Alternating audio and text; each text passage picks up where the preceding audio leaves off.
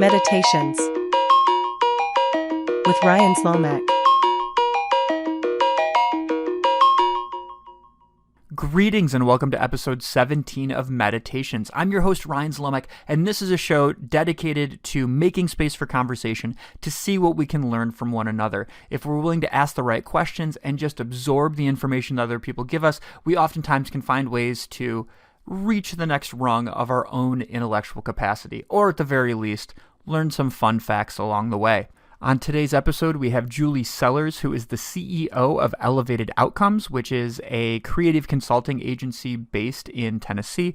We're going to talk about a lot of different things, but we're going to talk about marketing. We're going to talk about niche skill sets. We're going to talk about what it's like to work abroad versus what it's like to work domestically, the way in which you can take skills you've developed in other businesses and apply them. In her case, she worked in insurance for a very long time and then transitioned that to working with entrepreneurs. And we're going to talk about the sort of perks and challenges of owning your own business or your own firm. So if you're interested in learning about all things creative consulting, you're in the right place. So without further ado, here is Julie Sellers. All right. So, Julie, thanks so much for being on the show. You're not just in Nashville, you're in East Nashville. Tell me what excitement is happening in East Nashville at this juncture. Oh, thank you for pointing that out. I appreciate that specificity. At East Nashville, people are very proud of East Nashville. I mean, the exciting thing happening right now is it's wintertime for us right now, and we just had a tremendous snowfall, which I say tremendous relative to Nashville. So that's the exciting thing happening in Nashville. And then I would say in East Nashville specifically, I'll build on that. You know, it's a little kind of like wackier, edgier part of town. So this was actually something I learned this week. Apparently there is a snow chicken that comes out when it snows here every couple of years. And so some of my friends were sending around pictures of the chicken in Shelby Park that was sledding with kiddos as the snow came out. So if you know anything about Nashville, that kind of tells you everything about East Nashville specifically. Oh, that's amazing. I'm never going to be able to respect a groundhog in the way that I would respect a snow chicken. That's right. Exactly. All right. Add that to my 2024 goals is go sledding with a chicken. That's right. Awesome. So, Julie, one of the reasons I was really just excited to have you on the show is because you've had a really interesting a career where you started in the sort of like the insurance industry, right? Yep. And then sort of made your out. But the other thing that you've done is that you also have a really interesting educational background.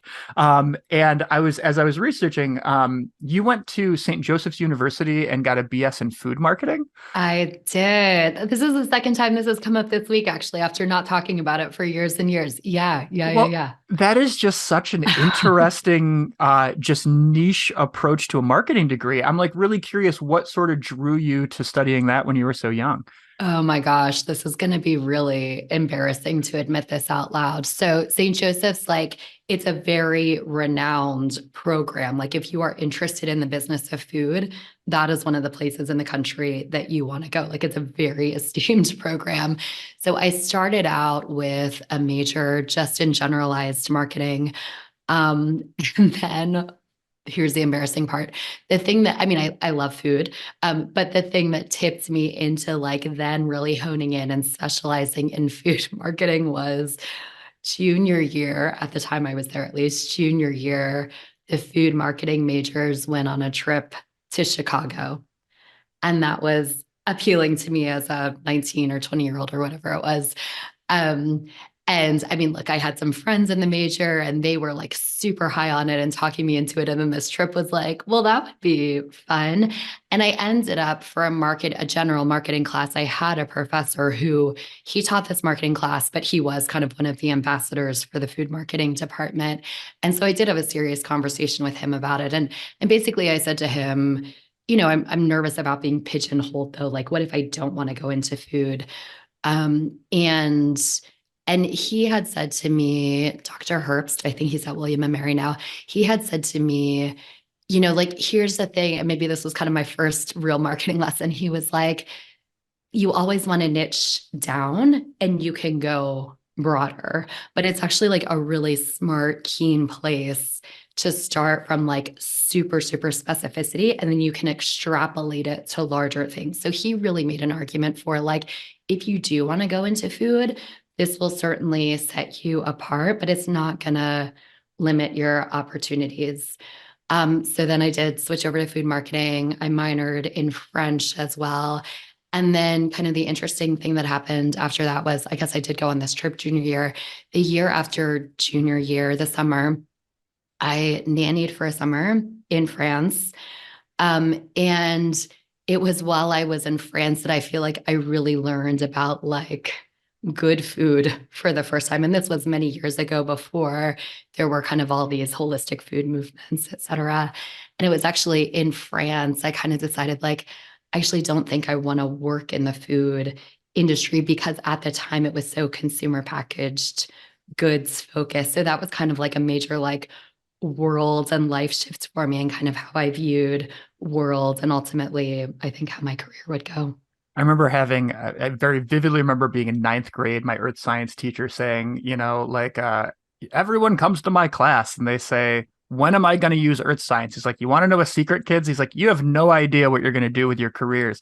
And like me personally, like I have an MFA in documentary filmmaking, but I teach in a computer science department at a university. Like Right. you never know how you're going to find these things. But I think that advice about like really niche, you can niche down is a really great point though, because the amount of people that I know that have general knowledge, and then when you're competing in the marketplace, you're competing with these people who have very specific experiences. It's hard to sit there and tell someone like, no, I'll learn it when the institutional knowledge is already there. Right. And I would also say too, like, I mean, this is something we kind of like coach our team internally and then like clients on too. Like the riches are in the niches, right? Like specificity creates the hooks that not only attracts people from a marketing point of view, but what you're saying, like a talent point of view, et cetera. Like people attach to specificity as opposed to like kind of big general theoretical things. So I like that comparison and I totally agree with you. That's awesome. So after that, you ended up joining the insurance industry, right? You worked for Mhm. AIG in New York City, AVP in Boston. What made you gravitate to that industry? So, I mean, a couple of things, and I feel like this is so counter to most people. I really, really, really wanted to work for a big corporation. Like I did. I loved the idea of the structure. I loved the idea of kind of like the power of an organization like that. And then you and I were talking about this a little bit before we hopped on. I mean, from a very young age, and we can go however far not into this as you want, like, especially as a female, I think having control, having my own money and control and understanding of my own money has been something important to me since like literally elementary school. And so, insurance is a financial services market. So it's not like finance, but it's in that world. It's understanding numbers. I had an aunt who worked for AIG. So she was the one who very generously gave me the introduction, kind of segue in. So I want to give, credit to that connection. But I wanted businessy business experience. I was excited about like to me the sexiness of kind of numbers and really understanding that, et cetera. And then, the specific field of insurance I went into was high net worth personal insurance. So there also was some sexiness to that. I got to like study and really understand the habits and buying patterns and risk profiles of rich people. And it's interesting. It's super, super interesting.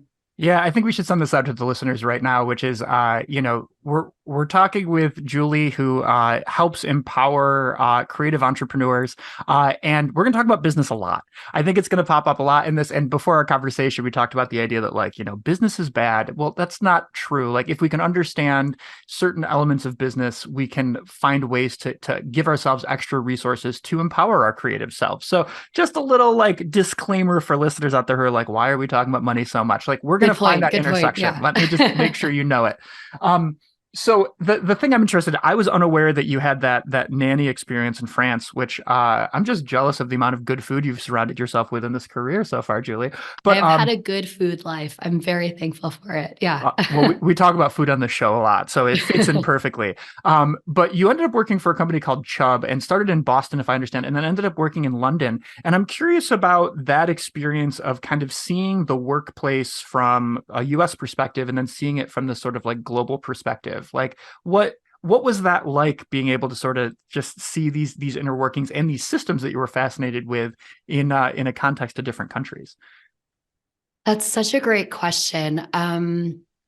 Here's something I really learned about myself in London that I did not see coming. I realized through and through and through, obviously, I'm kind of generalizing here, but I have kernels of truth in it. Um, I am American when it comes to business. Hmm. I have other friends who have had amazing expat experiences, and I did have a great experience overall.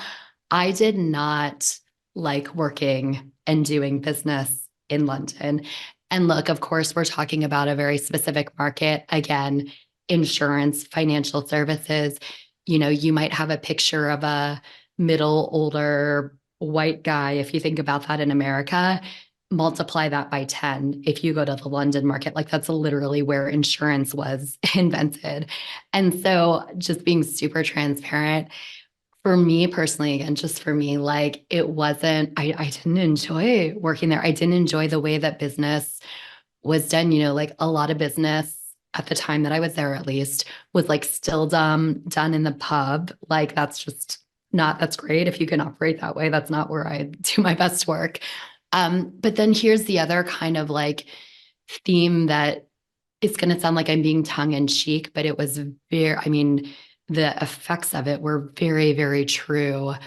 I would kind of joke that, you know, if you were to ask why something is done a certain way in London, I guess in the London insurance market at least, like the answer would be, well, because that's the way we've always done it. And so, like, if you're a visitor to London, that's what makes that city so beautiful. Like, oh my God, the history and the origins and I mean, just like the depth of longevity of things there. Um, but like if you're someone who does kind of have an entrepreneurial spirit, or like you do question why things are the way things are, like that is like it's just so stifling. And then I guess I'll just add this as well. Like the other thing I did while I was in London was I got my executive MBA in Paris. So I mean, I didn't work in Paris, but I worked with, my colleagues from a university standpoint in Paris. And yeah, just kind of same thing, even more of a degree. So again, like what I really learned about Europe, wonderful experience. Love to absorb their culture, and I still have friends, a lot of friends over there, et cetera. But for me personally, from a working and kind of just how I see business and the world point of view, I'm an American, and I'm so thankful for that. That's really interesting, especially in a time like in American culture where like fear is what makes most people make decisions, right? And I think that like in American culture right now, like so many of us, maybe this is me just projecting, but like have an inherent like enjoyment and like pride in the easily accessibility of resources, but on the flip side, knowing that every single thing I do is benefiting somebody in an office Mm, somewhere where like those systems have kind of like harmed our culture. It's really interesting just to hear that like the sort of like to hear somebody say like I'm an American business person is just a really interesting unique like a statement. controversial kind of stark thing to Well, say, right? but it sounds like you're coming at it from a you felt like you were in a lockbox in London, like you're this is the way things work. What's the Right. point of innovating a system? And you're like, no, the whole point of being an American business person is to innovate these systems. Right. Right. And if, I mean, this is like getting pretty philosophical, but again, I think there's kind of a red line of truth through it. Like, if you think about like, why did people come over to America from Europe in the first place, right? Like, it was to escape and do things differently. And I have, of course, like history stuff withstanding, like, I have a perspective on that that's kind of like, oh, I get the parallels. Yeah, it's the 2000s version of that, right? Right, right, right, right. One of the things I'm glad you brought up it was HEC Paris is where you got your executive MBA. One Correct. of the things I'm curious about is it was fun to research that program a little bit, mainly because I had never just heard of the term executive MBA, and it seems like Oh, it's a okay. Yeah. fascinating process. So, like for people who are listening, who's like, okay, I know Masters of Business Administration. What is the difference between an MBA and executive MBA?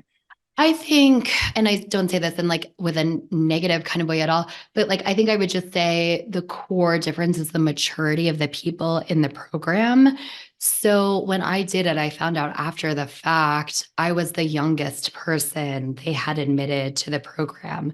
So, I mean, for that one specifically, like we didn't have to take the GMATs, for example, but of course we had to do like a major submission. And then once we got through a couple of gates, we had to go to Paris and like we were given a case study and had to present to a board and like do kind of like live stuff showing our business acumen and how we think about things, et cetera. So I'm not going to get this totally right, but it was something like I think the average age was like late 40s, early 50s. So like the medium of like the participants had a really solid few decades of work experience under their belt. Most of them were like upper mid management to executive management. And so, yeah, I would just kind of say like the gravity of the experience, the material may or may not be different from what is taught in an MBA, but just like the way it is worked from the other people in the room, right? Like it's all about kind of the quality of people you're around. Yeah, it was really interesting researching it because it sounds like the executive MBA is kind of geared toward people who have like 10 to 15 years of experience kind of under their belt. And it's typically like the full-time employment educational balance where like you're doing nights and Yes, weekends, that's right. Yep. as opposed to traditional MBA, which is, full-time classes, kind of streamlining you and ensuring that you're immersed in as much of the environment as you can be 24/7, whereas the executive MBA is for people who know, like, I've already had that immersion. Now I'm doing something different. But the thing that I was curious about for that program is that it seems like it's inherently entrepreneurial minded. Like they very much pride themselves on the number of people who graduate from the HEC Paris executive MBA program and then start their own businesses. And I was curious about like, what about that sort of entrepreneurial calling like meshed with your educational goals? Hmm. You know, so my motivation for doing that was not with a very specific goal in mind. I think very similar to you, Ryan. I'm someone who just like inherently loves learning. So like I was just always going to get my MBA and I was always going to go to school in Paris somehow, some way. Like those were two things that I was just like going to do because I wanted to do them. So I want to be really clear. Like I didn't go in with the goal of like, okay, this is like where I'm gonna end up. What I've found for myself, and I'll circle kind of back, hopefully, to distinctly answer your question, but what I found for myself was like that time. So, speaking to the logistics you were describing, the way I did that program was I think we were like 8 days in Paris every 8 weeks or something like that. So, I would have like these isolated bubbles of immersion before going back to my normal work life. And I found that time a way to just kind of be like the freeing time to really imagine what could be, right? And so I didn't go in with the intention of leaving Chubb. I didn't go in with the intention of starting my own business, but I think kind of softly the pieces that came together for me were, I think one of my superpowers is kind of learning theoretical information and thinking about how to apply it in really specific and totally different ways. And so, my experience at work, as well as some of these theories I was learning, and then, I'm just kind of like a spiritual learner and some other gushy stuff on the side too. Like, I don't know, that kind of all those things together gave me this laboratory to really think about like, what else could it be? That's awesome. And I like the idea of I heard a really interesting analogy about like creative writing about how like you go down, if it's like scuba diving and you go down in the depths, and then while you're down there, you can't just come back to the surface. You have to take your sweet time, and you have to make sure that the nitrogen leaves your blood, and you have Mm. to kind of take your time to get down and get into that headspace, and then come back up slowly, and then reacclimate to the world, and then say, all right, I need to prepare for the next day of writing, and make your way down. It's interesting that that program had that sort of like 8 week cycle where it's like you make your way into the depths of this business world, and then you come back, you live your life, and you have all this stuff that you're kind of processing in the background as you make your Right. way. Yeah, that's a really beautiful way to say it. Yeah, yeah, I agree. Awesome. So enough about your education. Let's talk about the cool stuff that you're doing now. So it sounds like when you were finishing your executive MBA, and kind of wrapping up your career, realizing, you know what, I think I want to make it back to the US. You settle into East Nashville and decide to start Ellevated Outcomes, Mhm. which is your awesome company that is, empowering creatives to make sure that they can find sustainability to their businesses. At what point, what was like the linchpin, or what was the moment at which you decided, you know what, like this sort of consulting, this sort of like third party perspective is the place that I want to spend most of my time? I think I would say it this way. There wasn't a moment or a flash of light. I mean, look, there were like life things kind of coming together and presenting opportunities. So, as you pointed out, I had spent 3 years in London to the day. It was time to repatriate. We were coming back to the US. I was wrapping up the executive MBA. My husband and I had decided to move to Nashville, which, for all intents and purposes, was kind of like random. There wasn't a specific thing pulling us here. I had set myself up financially so that I could kind of make a change. We didn't have a family aside from the two of us. And so, kind of philosophically in my life, it was just like, look, if I'm ever going to think about doing something like this, there is literally not going to be a cleaner opening ever. Like, if I don't do this now, I'm never going to do it. Like, it's all being served up. Like, the opening is just being presented to me. So, I think that kind of side of things is important. But then specifically with the business itself, um, so the job, just to back up one quick second, kind of the job that took me over to London was, my life-changing kind of career turn was when I got an opportunity to work on the global strategy and operations team that was international. I mean, that changed everything for me. And I had, God, bosses and executives who taught me most of the things I know today. And I'm so thankful for it. I loved that work. There was nothing technical about kind of like work that I wanted to change.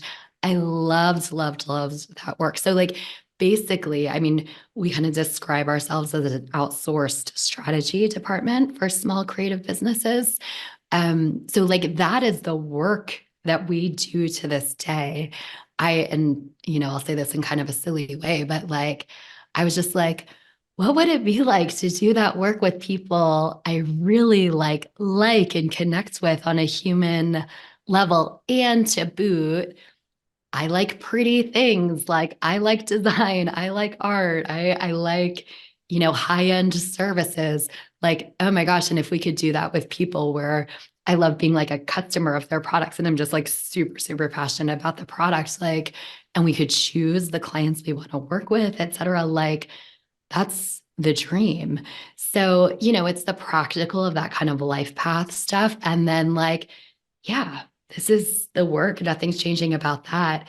Is there a need in a target market that I personally find really interesting to create a business opportunity? And luckily, the answer was yes. How familiar were Well, I'm going to ask this question, and I might have to do some clarification, but like, how familiar were you with the culture of Nashville and the culture of East Nashville while you were coming up with this idea? Such a great question. Um, Not super familiar. I had been to Nashville twice, 3 times, excuse me. I'd been to Nashville 3 times, a total of 3 times before.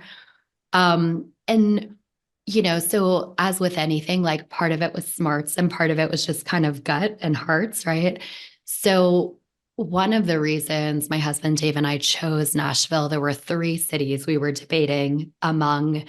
And, I kind of did an anecdotal evaluation of the three of them. And I ultimately said to him, I was like, look, all these cities actually kind of feel similar and have some commonalities to me.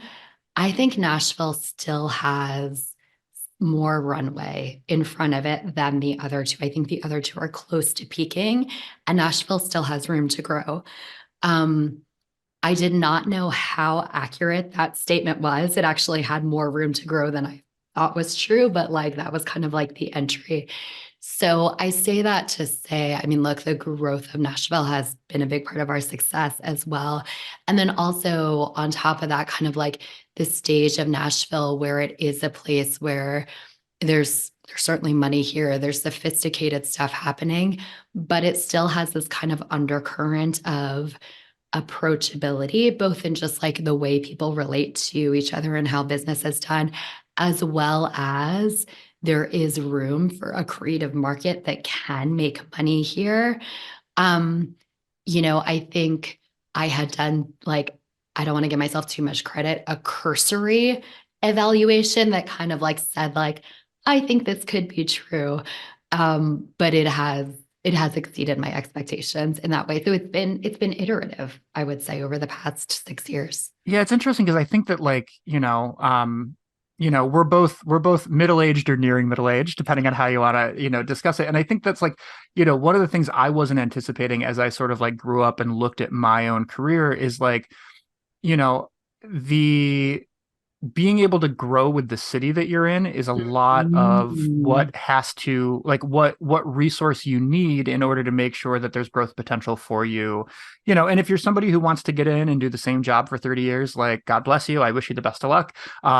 That I wish I could find. But it's just a thing where like identifying a place based off of what will this look like in 10 or 20 years isn't the thing that an 18 or a 25-year-old does when they step right. into, a place. Whereas when you're in your 30s, you're in your 40s, you're like, okay, like when I'm nearing retirement, is this a place where I'll be able to afford? Is this a place where there's going to be cool stuff? Yeah. And like looking at things through those rose-colored glasses of like, this is what the future is of the city is like something that we don't think about a lot. Yeah. God, I just think that's so beautifully and articulately said. And I think, a personal characteristic of mine that is a strength and a liability, as any characteristic is I feel like I have X-ray vision to see the potential of things, places, people.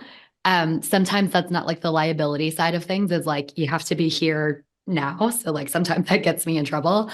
But gosh, the way you say like the potential, I totally agree with you. And like, as I think, I mean, we're a virtual business. We work with clients all over the country, but certainly like the bulk of our clients are in Nashville. And as I think about kind of more physical geographic expansion, what I would call like secondary markets is the way I think about that. Like what are the other cities like the Nashville 6, 10 years ago that have that like upward curve to still go? Yeah, and I for anybody who like as I've been to Nashville twice and East Nashville twice, so like I have Hmm. a limited purview. But the thing that I really like about East Nashville is that like every time I'm there and I walk around it, public art is valued. Yes. One of the places we discovered was this place called the Grilled Cheesery, which is like a Sure. Michelin star chef is like, I want to create a business that makes grilled cheese, and they do it, and they had a milkshake that will stay with me forever. Okay. Right. Okay. But the thing that I just think is really important about that too is that as you think about where you reside and what this place will look like in the future, if you live in a place that's I don't know, you don't find that inspiring, even if you are a global company that is helping to inspire creatives, you can't walk around your own neighborhood and find inspiration. Like you can't feed that into the people you're working with. So I just think it's really interesting that you ended up in a place where just like creativity and self-expression and chicken sledding and whatever is like highly appreciated. I think Yeah. that probably feeds you and your company in ways that you can't be quantified. Absolutely. And like, this is kind of a different riff on that. That's a little more kind of businessy minded. I think your philosophy totally stays true. But so one of the kind of categories of businesses we work with are designers and fabricators. So a lot of interior designers and then people who might be like making the things that interior designers or architects are using. So I think of a company, Southern Lights Electric, that does these really beautiful light fixtures. New Hat that does all these creative custom surface coverings. I mean, we can go out to a good number of restaurants or hotels or locations in Nashville and be able to say, like, oh my gosh, that's New Hat's wallpaper. That's a Southern Lights Electric light fixture. And so, like, to your point, there's like personal inspiration in that. And then, like, let me be really frank, there's like business credibility to that too, because they're doing incredible work.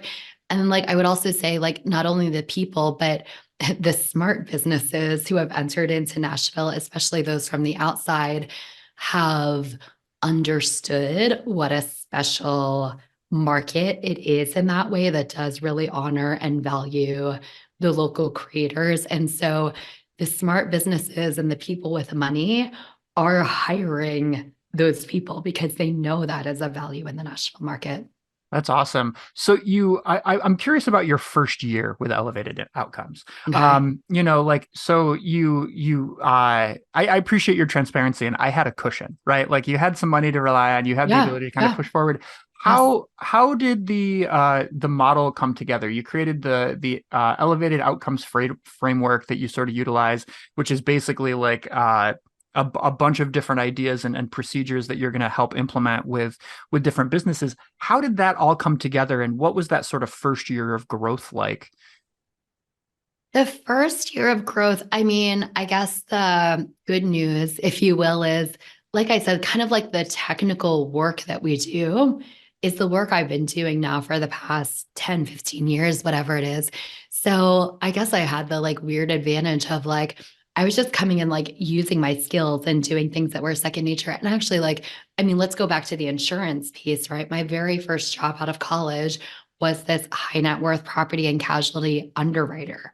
So, like, I have learned everything I need to know about products and pricing, which is like the foundational layer of our framework from insurance. Like, I learned how to build actuarial models and like break down pricing and build it back up and assess risk of this like invisible product essentially, right? Like it's not like a cost of goods sold at a markup. Like you're figuring out how to sell this somewhat invisible service.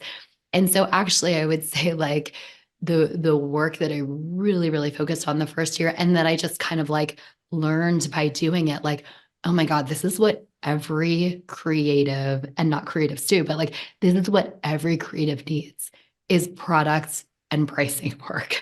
And like it doesn't sound sexy, but it is the thing that makes all the difference in the world. I mean, I'll share this like super specific thing about our own business. We were talking about kind of elevated outcomes results from last year before we hopped on the call. We hit 44% of our new business goal, but we ended up hitting 80% of our financial goal. And that's because there was this kind of like invisible behind the scenes product and pricing work happening in the background. Like it's the foundation layer that makes everything better or worse. And it's just so important for creatives, particularly who often have a lot of internal confusion about like my personal worth and value versus the worth and value of the thing that I make and sell. Yeah, and I think, what did I put here? One of the like guidelines that you strive for is to make things automated and unemotional. Yes, yes. And one of the phrases we use a lot is facts and feelings, right? I'm generalizing, but I think a lot of creatives would say like I operate on emotion or I operate on feeling. And like we never want to strip that away from someone. We always say like, no, like your feelings are part of it. Like you have your own business for a reason. And I want to evaluate things in black and white and put the numbers in front of you. And I want you to be able to see the facts too. I want to make a decision and bring your facts and your feelings together. Yeah, like one of the things I appreciate about you is that like you and I are both systems people. And I think Mm-hmm. that oftentimes like that really scares people because they're like, well, what if I want to do this thing that won't fit with Totally. this model? And if you can get to a point where you make space for the spontaneous Bingo. and you make space for the, I guess I'll just call it like maintenance driven components. Like you got to pay your Mm-hmm. taxes. Totally. You have to do accounting. You have to figure these things out. If you can automate that and make that unemotional, if we're going to stick with your quote, you have so much more space, so much more headspace to be able to grow those parts of your business. Bingo. I mean, you just made the sales pitch perfectly. And I will say too, I mean, literally what you said word for word is an objection I used to get from a lot of people in years one, two, and three. And I think we just kind of have enough like proof points and referrals from current clients coming in where like people, I mean, I guess I'm actually like proud of this if I kind of step back and think of it. Like creatives are now coming to us expressing the desire for the structure and the systems, which was absolutely not true in year one. And so for whatever reason, I'm so thankful that the way you're describing it, I think is starting to be embraced by creatives as well. Well, how did you find those collaborators? How did you find those creatives in your first couple years in business? Because it's not easy to start a new thing and say, I've got all this experience. I'm going to apply it this other place. Now, trust me, I'm going to help your business grow. Like, how did you find those Yeah. people? Okay. So I want to kind of make 2 points with this. One is, again, I had a very lucky career. So one of the kind of chapters of my career was I mean, literally, I think my title was business development manager. So my job was to move to Boston and to do exactly what you said for a company, right? And to like open this new territory and find the partners and start selling the thing. So I just had experience in like moving to new markets and doing that. Um, but like, how do you do that? Right. Is I could think what you're really asking. And I think like one of the points I want to make is again, this is something like we work with our clients a lot on is I like to kind of joke, just because you build it doesn't mean they'll come. And I think there is an unwritten, or maybe it is a written script for creatives of like, if my thing is good enough, everyone is just going to want it. And that's just not true. Like, you still have to sell, like, everyone needs to be a salesperson at the end of the day. And, like, one of the things we are really trying to do philosophically in our brand is like rewrite um, rewrite or reposition or rebrand what being a quote salesperson means. Like, it does not mean like being some like icky person or selling people what they don't need or being disingenuous to yourself. Like, we really talk about, again, relational business development. And there is a system to do that, surprise, surprise. And there is a way to do it in a way that is completely authentic to you as a human being. It's a win-win situation for the person you're trying to sell it to, et cetera. So like the way I did that and built up that clientele was, yeah, I mean, relational business development and pounding the pavement and like working through the rejection and just doing it consistently. But the second point I want to make about that too is, the way I mean, I did go through the process of like building a business plan and all that kind of stuff. And so, as part of my market research for that plan, I contacted people I both knew and didn't know. And I just asked them, like, if I could chat with them and have conversations and really like understand what the pain points and problems were. And what happened, so before I even like formally launched Ellevated Outcomes, as I was just having those conversations with people, we would talk for 60 or 90 minutes, and those conversations would conclude and they would say like, yeah, I don't care if your like website isn't launched yet, like, are you ready to take on clients? Like, I can tell what you're talking about. And so like the point I kind of want to make with that is like, you just start doing it and demonstrating what you know and what you can do, and like do it generously and do it freely, and don't try to like hoard resources that you have. Like you have to be bold with being proactive and building relationships with people, and then just start doing it. And if there is actually a business opportunity and market for them, they're going to be eager to pay you for it, as a matter of fact. So I just like started doing instead of procrastinating. Is that trademark too? Procrastinating? That's not actually, I take that from someone else. So I want to make sure, I think that's Denise Duffield Thomas's. So I want to make sure I give her appropriate credit. Procrastinate is not my thing, but yeah. Oh, that's amazing. Yeah, and whenever I've interviewed like creative writers or whatever, they, like one of the comments, this comic book writer I interviewed, he's like, you can procrastinate with research as long as you want, but at some point you have to write. And I think that in any of these creative pursuits, even if it's just doing the laundry, like at some point you just got to start doing it, and then the rest of the resources will find themselves there. Yeah. Um, One of the things that I'm curious about for your business, I have so many things I'm curious about for your business, but the one I want to focus on is the in-house component, which is, like you've done such a great job in this conversation of demonstrating the way in which like there's been a really nice linear point to you, like linear line for you to get to this point where like, I studied this type of marketing. I learned that I didn't want to do food. I wanted to work for a big corporation. I learned all these systems within it. I knew I was good at it. I was entrusted in these places, and then I was able to apply it to something that was a little bit more me.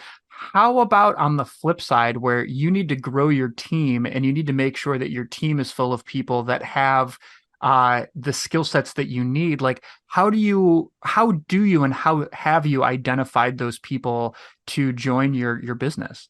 My gosh. I mean, this is still and will always be for me and for everybody a work in progress. Um, and as you, I probably are guessing and maybe poking at a little bit, and I'm happy to share it. I've made really good decisions and I made mistakes along the way, and I still have some pieces of it I'm trying to figure out. I think like here's kind of one high level thing I want to make sure to share, because it's one of the things that we help clients with, because it's critical in a creative and or a service-based business. So it's not just the technical skill set, it is the delivery of it, right? And when, though the business has never been called the Julie Sellers, whatever, um, obviously I was doing it alone at first. And so part of what people were buying was not just the technical results, but the experience and the how it was delivered. And so one of the things I've been really conscious of from the beginning, but it's a push pull, right? And it's a constant like recalibration, is okay, I need to find people who can do these pretty sophisticated technical things, and they they deliver the brand and the experience in a way similar to how I would. And so look, here's the challenge with that. And like, I mean, that's a challenge in itself, but kind of like a philosophical and ethical thing I am always asking myself and really trying to hold myself and others to the fire with is like, okay, how do you find and build a team who can do the technical thing, who can do it similarly in a way to how you would deliver it personality wise, and so that you're not building a club of look-alike people and you're creating paths and openness for diversity and inclusion. I mean, that like this is big picture question, but again, it's something I'm like challenging myself and our team on all the time. Like, how can you achieve all three of those things? And so look, I don't have that answer buttoned up at 100% yet, and I don't know that I ever will. Um, and hopefully I'll remain open to continue challenging myself and others on that initiative. But I think acknowledging, again, especially for service-based businesses, the technical, what has to be no greater than the how someone is delivering it to. And so figuring out ways to find and vet for, and people who have the openness and the egolessness to like tweak their approach so that it does align with the company branding. So I'm sorry that's not like the cleanest answer because the truth is like it's a work in progress and it's really hard. Yeah, I mean, it's so the case study that I always think of is the word like the company WordPress, who like Uh-huh. their infrastructure powers, my stats are probably wrong, but at the time it was like something like 75 or 80% of all websites on the web, right? So like Right. all these websites, they make their money by working with large companies and handling their web presence, whether it's Best Buy or Forbes or whomever. And whenever the president of the company is interviewed, it's always like, "What do you do?" He's like, "I spend 85% of my time searching for talent." Mm, Like and the entire company is like 40 or 60 people. It's a very small company, but making sure that you don't just hire somebody to work for the right now, but somebody who is going to be able to be mission focused and all that is really, really difficult. it's a really difficult, and I don't know if you want to use this as a segue or not, but like, my God, talk about the long game. And like, and in contrast to that, typical employee tenure at places now, generations obviously have stuff to do with that. Quick hits and life stage as well. I feel like that's something I've learned a lot about over the past couple of years is really being thoughtful about someone's career stage and life stage as part of the mix and considering that too. It's I mean, it's hard work and it does take wiring for the long game and learned the hard way, holding the mirror up, right? Like, not everyone is going to get on board with the long game. And you can't control that, those decisions or change people's minds about that necessarily. Yeah, absolutely. I want to get to the long game question. I have one other quick just interjection though, which is you could have helped anybody in business, right? You decided to go the creative route. Like you could have just focused on people who own auto shops. Like you could have focused on anybody. Mm-hmm. And please correct me if I'm wrong, but the it seems like the main focus of your business is focusing on people in the design, wellness, and then professional services, kind of high-end hospitality. Yeah. What made you decide to focus on those sort of pillars? Because it's a very, I mean, I can see where they interconnect, but it's a really interesting. It's not like Yeah. anybody who works in the arts is going to come to you. It's even more Correct. niche than that. And I'm curious about that sort of design, wellness, professional services. What about those three really spoke to you? So I think that's actually, you created the most beautiful segue for it, which is, I mean, again, just kind of from selfish personal reasons, I'm like, I'm customers of those businesses. Like, I love them and I want them to do well and they make pretty things and they make my life better. So, like, great, everybody wins.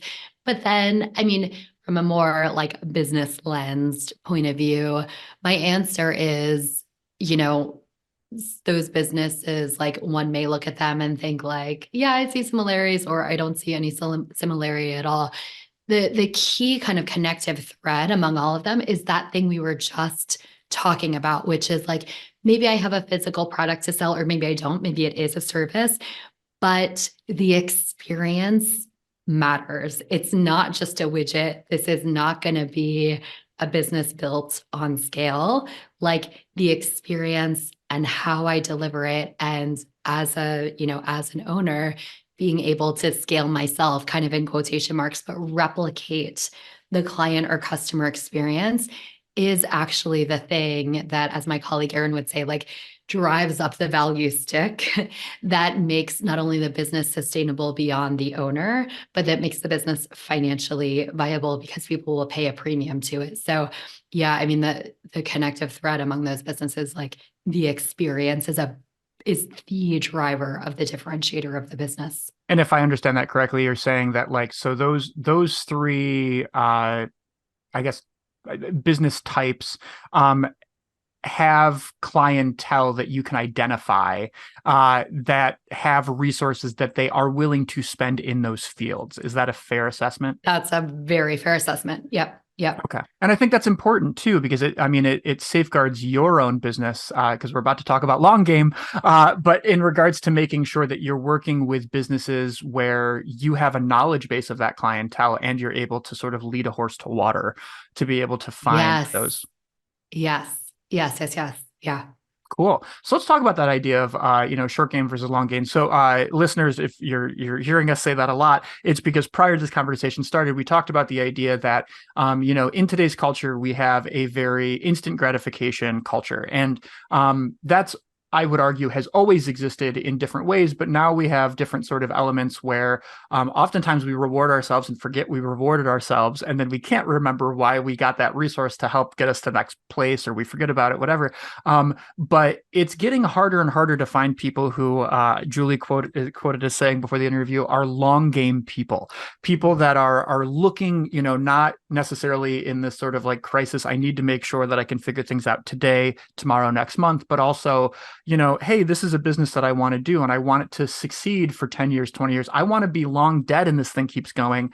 Like, how, I guess my question is, like, as you're working with clients, like, how does instilling that sort of long game, long-term mentality work? Like, how do you teach someone to take a step back and say, we're not worried about just the month of March. We're worried Mhm. about 2024, 2027, 2037, Mhm. and kind of move from there.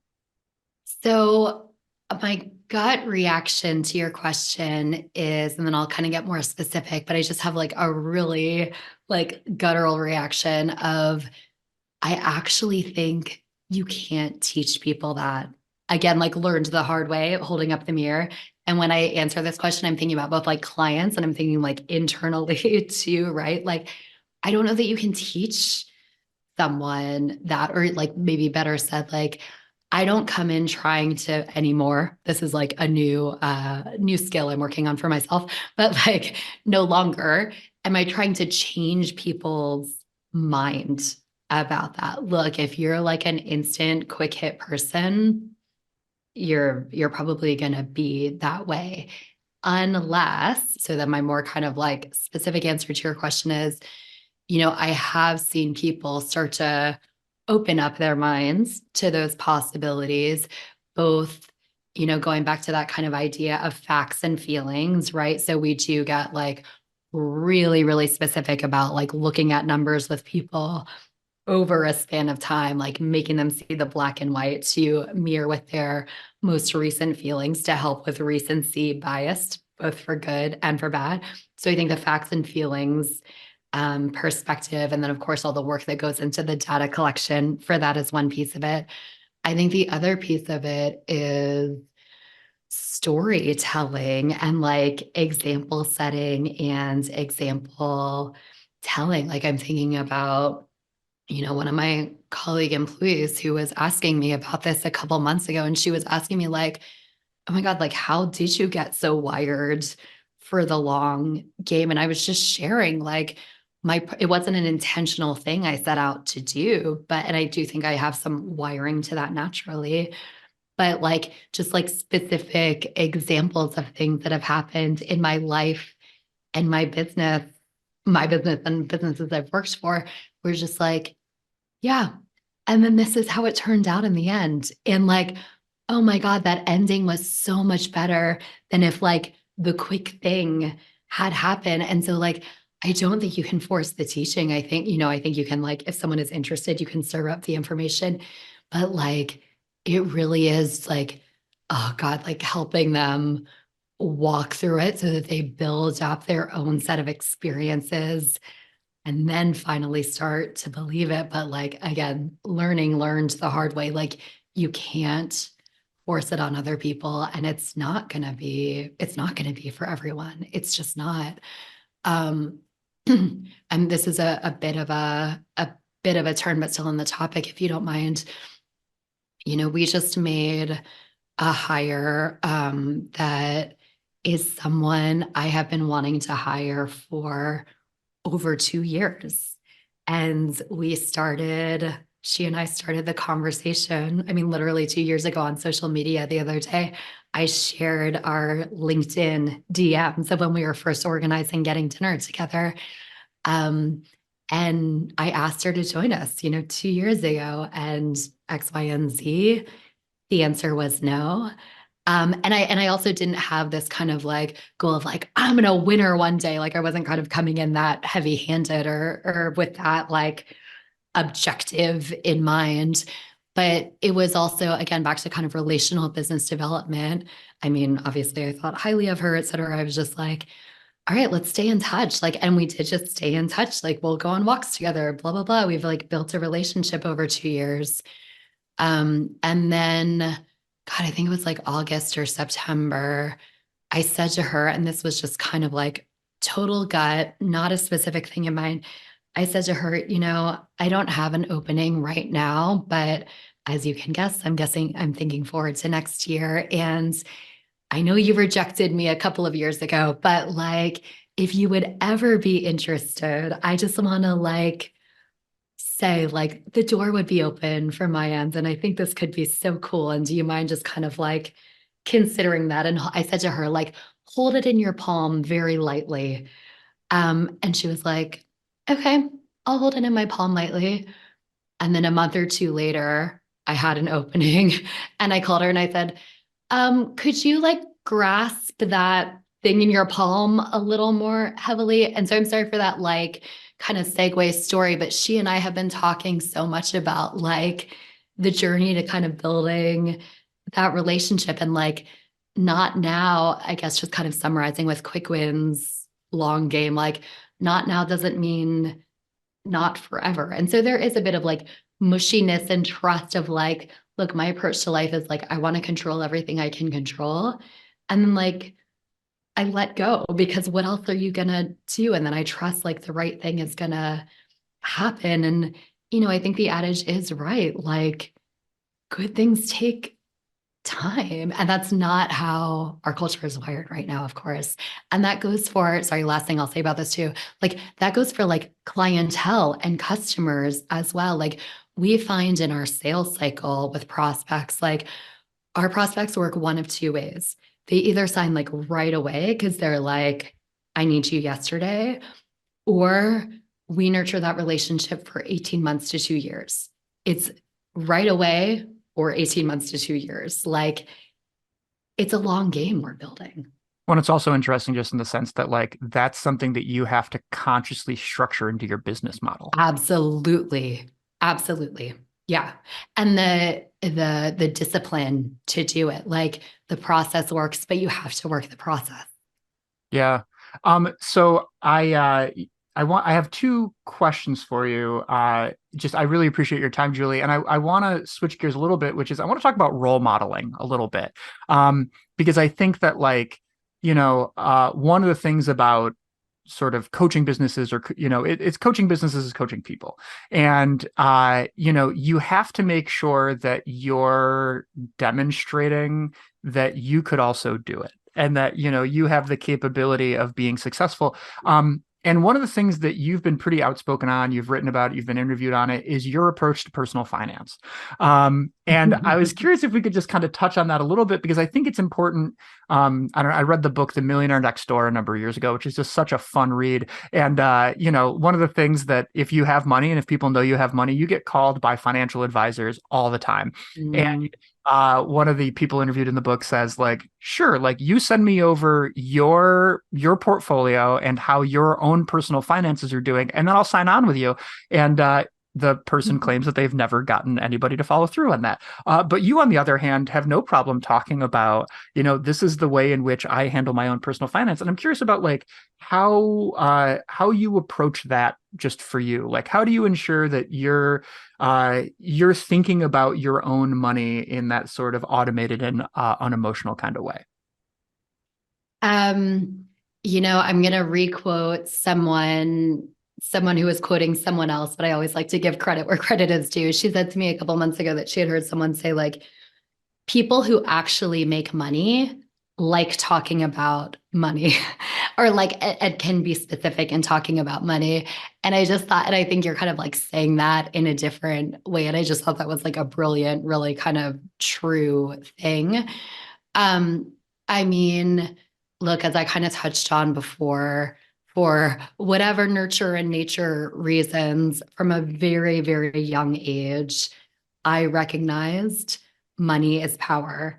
And so I have been making my own money since my t-shirt business at daycare in second grade, like in any kind of scrappy way, right?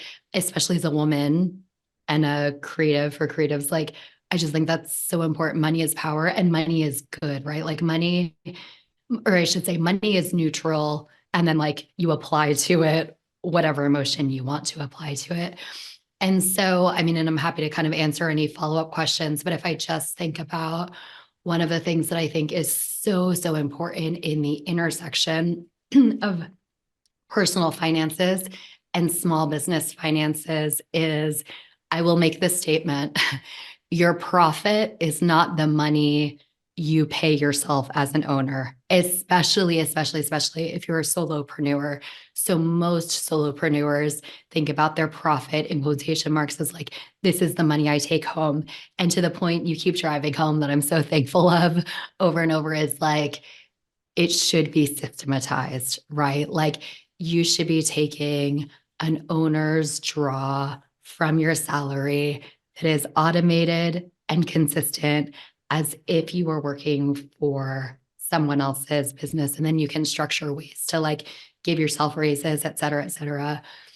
So that's kind of like a philosophy or a framework and a really bold statement that might ruffle some feathers because I know that's not the way it happens for most people and businesses.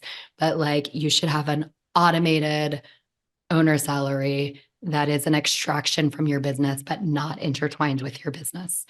Um, for me personally, I have always known I was gonna, to your point about role modeling, right? Build this business in a sustainable way beyond me. Like solopreneurship was never in the cards for me because how am I going to teach other people to do something I'm not doing, right? I agree with you entirely.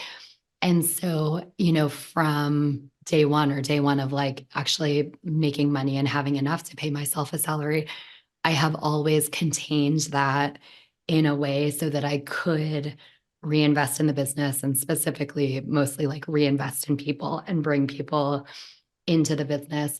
And so I just think it's a really important thing for people to think about if you do want to grow. And that doesn't have to mean growing with people, it can be growing with other resources. But if you want to grow in a way that is making the business sustainable beyond you trading your time or talents for money, you have to be thinking about the separation of the business's money and your personal money so that you can reinvest in those resources. Yeah, and like one of the things that just reading your Business Insider article is that like you're a huge proponent of having separate bank accounts that have separate components to them. So, one is Jobs, if you yeah, will. Yeah, yeah, like and I think as you're talking about the idea of like you need to pay yourself a salary no matter what your profits are. And I just, thinking in that mentality of just even if you're somebody who has a day job and you make X amount per week, if you put 5% of that in a separate account, this is my growth. And then, 70% in another account, which is like, this is what I'm being paid. And you have another one that's just for incidentals or, you know, that ability to separate money helps build that unemotional attachment to it. totally. Totally. And I would say, gosh, at some times I like regret kind of bringing my husband into this. I mean, you're alluding to, I think if I'm remembering right, Business Insider did an article on like how I manage my personal finances. That same philosophy as you're saying, like we have like our personal finances set up in this way where this isn't his original words, but like my husband Dave likes to say, all of our money has a job, right? So like the job might be investing in our future self. The job might be maintaining our house. The job might be like, I like eating well. We spend a lot of money at restaurants. Like there are fun jobs too. And so I kind of created a monster out of him. Like he's like really, really into every single dollar that we have has a job now. And it's just another one of those things where structure creates freedom. If you don't mind, hopefully this is helpful. I'll give two resources. These aren't new, but I mean, they are my go-to on these topics. So when it comes to this kind of structure that we're talking about for personal finances. Ramit Sethi's I Will Teach You to Be Rich is kind of like a system that I think very highly of. And then on the business side of things, and especially if someone has questions like, well, how much should I be paying myself? How much should I be reinvesting? What should profits be? Profit First is my go-to resource on this. And I would say every creative we have introduced this to, there might be some reluctance at first. And then once they're in, like, holy moly, they are in it and they love it and they can't imagine life without it. So I highly recommend Profit First if this is appealing to people. Awesome. And you actually reference it in that Business Insider article too, Yes, yes, which yes. is fun. And Always then give credit to your sources. Yeah. absolutely. And then the other question about role modeling too is I'm just curious about your work-life balance. And like just in the sense that, we're in a time where like the term self-care is like being thrown around like a baseball. And everybody's focused on, okay, making sure that you take care of yourself and blah, blah, blah. And once again, that tends to be a short-term thought process. Like I'm taking myself out to dinner tonight. I'm taking the weekend off. I'm going to plan a vacation next year isn't necessarily something that people think about as like that sort of like self-care mentality. But I'm curious about for you, like sustainability and long-term thinking is just built into your being. Yeah. And when it comes to sort of that self-care component, knowing when to put the phone down and that you're not going to answer that client email, can you talk a little bit about how you sort of balance that and what you do for yourself in order to make sure that you're refreshed? Yeah. My life changed when I realized how important sleep was. And I feel like there is kind of a cultural movement to sleep. So I don't mean that in kind of like the snappy, Instagrammy way now. And it, like anything that we're talking about, there are systems in place to like make sure you're set up for success in that regard. Um, my God, sleep changes everything. And I have a former nutritionist, Chris Sandell, to thank for that circa 2014. And I've certainly had my ups and downs, like calibrating and recalibrating on that. But prioritizing sleep and sleeping well is really, really important. I mean, the other thing I'll say is Dave jokes, you can take the girl out of corporate, but you can't take the corporate out of the girl. Like, I like a structure, surprise, surprise. So like I still sit down at my desk. Like I use my Outlook. I have my calendar and my day planned out. And I work a pretty like corporate and quotation marks work day. I mean, I'm an early riser and I like doing work in the morning. So I might hit my desk by 7:30 or so in the morning, but like then I'm shutting off at 5 or whatever the time is. I take breaks during the day. I mean, between meetings, I'm like, my neighbors tease me. I'm doing my laps around the neighborhood. I work from home. But again, I don't mean to be like curt about it, but like, I think this is another area where structure creates freedom. I'll give you my top tip that actually is something that's like a tangible, implementable thing that's changed my life is I don't have email on my phone, which I know rocks the world of most people out there, but it is a game changer in terms of headspace. And if I can, I'll actually read you a quote from a client who gave me this feedback last week that I was just like, oh my God, I have to write this down.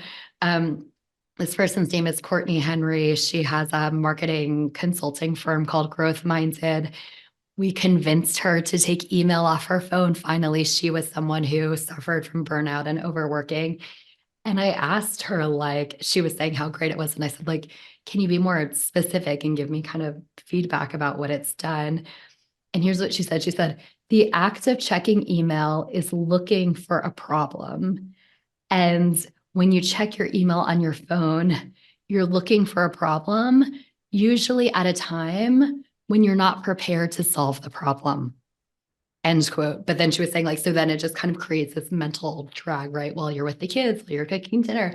There's just like, oh my God, Courtney, brilliant. Thank you. So that is my top actually doable tip about like a step toward balance and a step toward kind of boundaries. And what about hobbies? What do you do for fun? I fancy myself an amateur look for less interior designer. So I'm constantly tweaking with our house, moving furniture, much to Dave's chagrin, doing arts and crafts projects. So I love just kind of doing that and being in my Pinterest boards and scrapbooks and stuff. And then I do a lot of yoga. Those would be my top two things, probably. That's awesome. Yeah, I was looking at the yoga stuff on Instagram. I was like, I feel like that's going to come up. Well, Julie, it's been such a pleasure to have you on the show. Can like, I always want to make space at the end just for anything that maybe we haven't covered. And obviously, you and I could talk for a millennia. But is there anything that we haven't sort of touched on, or any topics that you wanna jump into? No, not any topics. I mean, I hope this isn't too corny, but I'd love to kind of close with a quote that I think is, I hope kind of a theme that people are feeling as we walk away. But you and I talked a little bit about like, I think people, again, whether it's a written or unwritten script, have an idea that business is bad or money is bad and business and creativity don't go together. They should be at odds. And I love this Andy Warhol quote where he says, being good in business is the most fascinating kind of art. Making money is art, and working is art, and good business is the best art. So to me, business is absolutely a creative pursuit in its own right. It is a good thing. It can be a good thing. And the best and most creative types of business are making money and doing good things and being great people. And like both of those things can be true. And that's, the mission I hang my hat on. I love it. Well, thanks so much for sharing that, Julie, and thanks for being on the show. I want to just throw a few things out there before we depart, which is you are a very prolific writer. You do a lot of really cool posts on your site. So if anybody's interested in kind of hearing more of Julie's voice, checking out the Ellevated Outcomes website in the advice section, I think is just an invaluable resource. Thanks, Ryan. That's so generous. Yeah, what if for people who are interested in learning more about your business and learning more about you, where should they find you?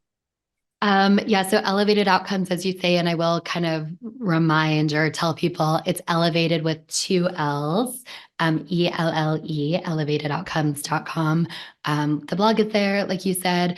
There's a downloadable on the site that is 5 steps to work on your business instead of in your business. That's a nice place for people to start if they like. And then also our Instagram handle is the same, Ellevated Outcomes.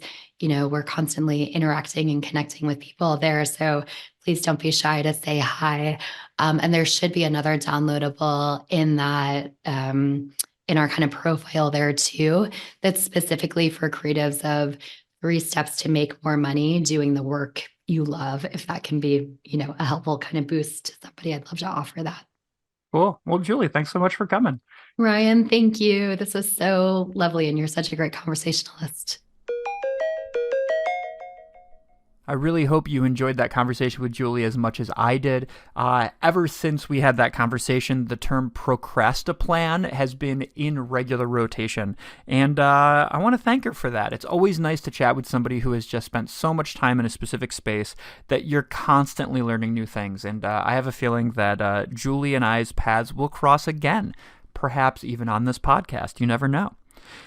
If you like what you're hearing, I hope you'll tune in for the next episode because it's one that holds a very special place in my heart. On March 27th, Lawrence Katz will be joining, and if that name doesn't ring a bell, perhaps the name The Muddy Muddy Bosstones will. Lawrence is the guitarist for the Muddy Muddy Bosstones, having played in that band for over 20 years, and just to be blunt, they're my desert island band. They're the band that if I was stuck with all the music from one group for the rest of history that I had to listen to, who would it be? Well, it would be the Muddy Muddy Bosstones. It would be those amazing guitar riffs from Lawrence Katz. So if you are interested in music business, if you're interested in hearing some tales from the road, if you're interested in somebody who's kind of offering his services to the community and saying, hey, I know how to play guitar. I know how to write music. I know how to operate a studio. If there's something you want to learn from me, I'm available. Well, this conversation is for you. So I really hope that you'll tune in on March 27th back to Meditations with Ryan Zlomek for the Lawrence Katz interview.